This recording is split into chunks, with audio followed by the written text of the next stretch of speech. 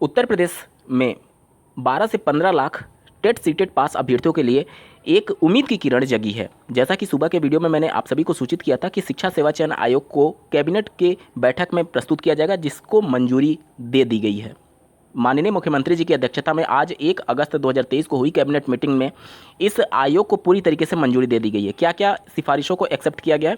पहला ये कि इसमें एक अध्यक्ष होगा इस आयोग में और 12 सदस्य होंगे। इसका मुख्यालय जो होगा वो प्रयागराज इलाहाबाद में बनाया जाएगा। ठीक है, अभी ये मंजूरी मिलने के बाद से जो 7 अगस्त 2023 से मानसून सत्र शुरू हो रहा है, उसमें इस विधेयक को रखा जाएगा। वहाँ से अगर पास होता है और राज्यपाल के सिग्नेचर होते हैं, तब ये कानून का रूप धारण करेगा। उसके बाद जो इसके सदस्य होंगे और जो अध्यक्ष होंगे, उनके चयन की प्रक्रिया शुरू होगी। उसके बाद जैसा कि आपको ज्ञात होगा कि जो पहले से लंबित परीक्षाएं हैं, जैसे कि असिस्टेंट प्रोफेसर वाला मामला जो कोर्ट में चल रहा है, इसके अलावा टीजीटी पीजीटी की भर्ती की बात कर लें और यूपी टेट, ये तीनों प्राथमिकता के आधार पर इस आयोग का पहला कदम होगा। उसके बाद ही शिक्षक भर्ती के रास्ते खुलेंगे। अब यूपी टेट का नोटिफिकेशन कब तक जारी हो जाएगा, इसके बारे में एक बार बात कर लेते हैं। तो देखिए, मानसून सत्र में इस विधेयक को रखा जाएगा, जिसमें पूरी उम्मीद है, क्योंकि सरकार देखेंगे तो पूरी मेजॉरिटी में है, तो पूरी उम्मीद है कि 100% इसको एक तरीके से वहाँ से अप्रूव हो ही जाएगा और राज्यपाल के अप्रूवल के बाद से ये कानून बनकर के तैयार हो जाएगा। मतलब कि इसी मानसून सत्र में प्रबल संभावना है कि इसको पास कर दिया जाए। ठीक है, उसके बाद से 7 से 11 अगस्त तक ये सभी चीज़ें चलती रहेंगी, क्योंकि मानसून सत्र 7 से 11 तक चल रहा है। उसके बाद से जब वो चीज़ें पास हो जाएंगी तो राज्यपाल तक जाने में और वहाँ से सिग्नेचर अप्रूवल होने में आप मान करके चलिए कम से कम 15 दिन का समय लग जाता है।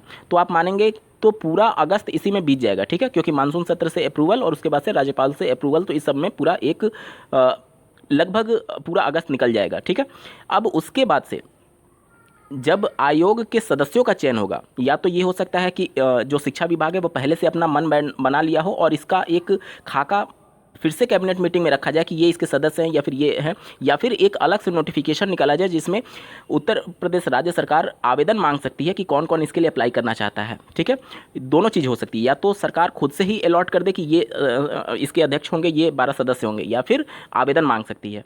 तो ये देखना होगा। इसमें भी कम से कम 1 महीने का समय आप मान करके चलिए। तो पूरा अगस्त में तो मैंने आपको बता दिया कि राज्यपाल और ये सबसे मंजूरी, और पूरा सितंबर में अगर ये बहुत तेज़ी दिखाई गई तब मैं बता रहा हूँ, बहुत तेज़ी दिखाई गई तब मैं बता रहा हूँ कि पूरा सितंबर जो है वो आयोग के सदस्यों के चयन में निकल जाएगा।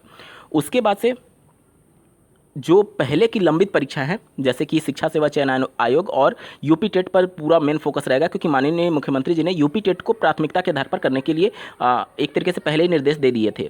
तो आप मान करके चलिए कि अक्टूबर के आसपास यूपी टेट के नोटिफिकेशन पर कार्रवाई शुरू की जा सकती है, जिसकी परीक्षा बहुत संभावना रहेगी कि अगर अक्टूबर में नोटिफिकेशन आ जाता है तो जनवरी 2024 में जाकर के, माफ़ कीजिएगा, जनवरी 2024 में जाकर के यूपी टेट की परीक्षा संपन्न कराने के लिए आयोग प्रतिबद्ध दिखेगा। ठीक है, उसके बाद से इसका रिजल्ट लगभग 1 महीने का समय ले लेता है घोषित होने में। तो 1 महीना मान करके चलेंगे तो फरवरी 2024 आ चुका होगा। जब इसकी परीक्षा जनवरी में हो रही है तो फरवरी 2024 में इसके रिजल्ट की घोषणा हो जाएगी।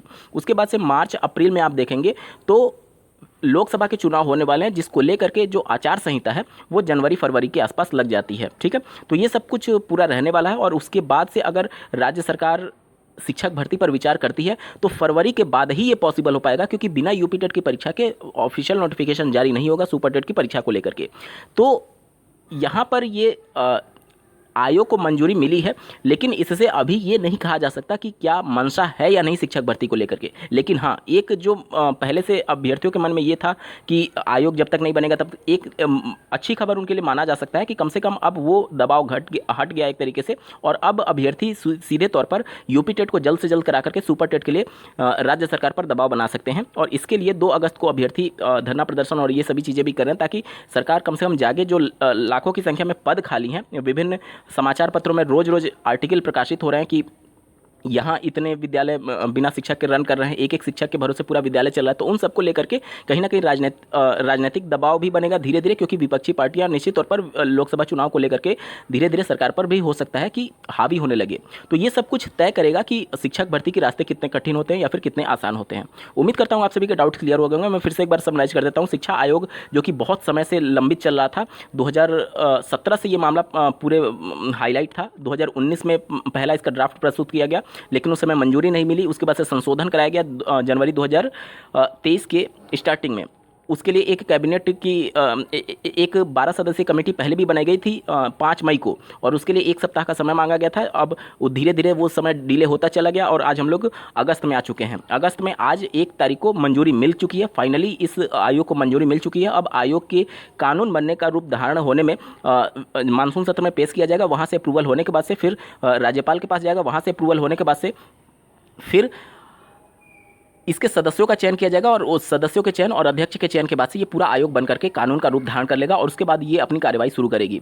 आज के प्रेस कॉन्फ्रेंस में उत्तर प्रदेश सरकार के विशेष सचिव के द्वारा ये कहा गया कि जो पहले की आयोग थे उनके वजह से जो भर्तियां थी वो काफ़ी लंबित हो जाती थी और लगातार सवालों के घेरे में रहती थी, इसलिए एक नए आयोग को मंजूरी दी गई है ताकि जो भर्तियाँ हैं वो समय से कंप्लीट हो पाएँ। अब ये 1-2 भर्ती जब नोटिफिकेशन आएगा उन सब के बाद से धीरे धीरे स्थिति स्पष्ट हो पाएगी, क्योंकि अलग अलग आयोग पहले अलग अलग भर्तियों को देखता था, अब सभी आयोगों को मर्ज कर दिया गया है। तो इतना ज़्यादा बर्डन एक ही आयोग पर डालना क्या भर्तियों को लंबित करेगी या फिर तेज़ी देखने को मिलेगी, ये तो वक्त ही बताएगा। लेकिन उम्मीदें इसी बात की जताई जा सकती है, क्योंकि पहले अलग अलग आयोग अगर भर्तियाँ कोर्ट में जाता था तो अलग अलग कार्रवाई करते थे, सभी अध्यक्ष अलग होते थे, लेकिन इस बार सबका अध्यक्ष एक होगा और पूरा आयोग में 12 सदस्य हैं। तो पहले आप देखेंगे तो पहले के हिसाब से अलग अलग चीज़ों को डिस्ट्रीब्यूट कर दिया जाता था, मतलब कि जो भी बर्डन होता था, अब एक ही आयोग सब कुछ हैंडल करने वाला है, चाहे वो प्राथमिक की भर्ती हो, चाहे माध्यमिक की भर्ती हो, या फिर उच्चतर शिक्षा सेवा चयन आयोग की भर्ती हो, प्राविधिक की भर्ती हो, इसके अलावा मेडिकल में जो भर्तियाँ होती है उनकी भर्ती हो, सब कुछ एक ही आयोग के माध्यम से होने वाला है। तो निश्चित तौर पर थोड़ा सा